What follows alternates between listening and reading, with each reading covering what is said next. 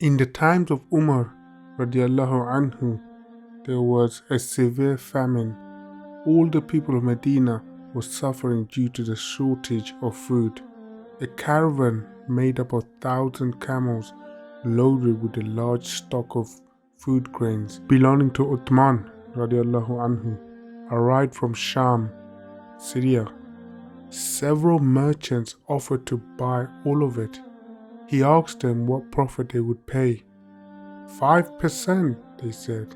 He answered that he could get higher profit than that.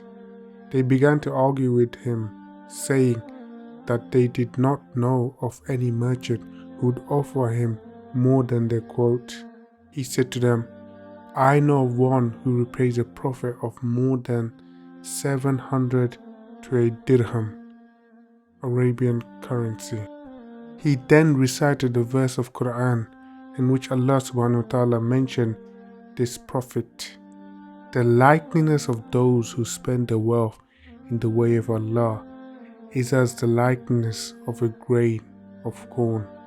It grows 7 years and each year has 100 grains.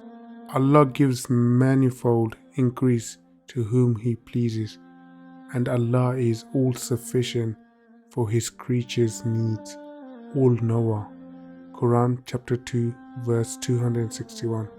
O traders, bear witness with me that I donate all this to the poor people of Medina, said Uthman radiallahu anhu. Whatever we give for the sake of Allah is really ours, and whatever we keep with us will one day be someone else's.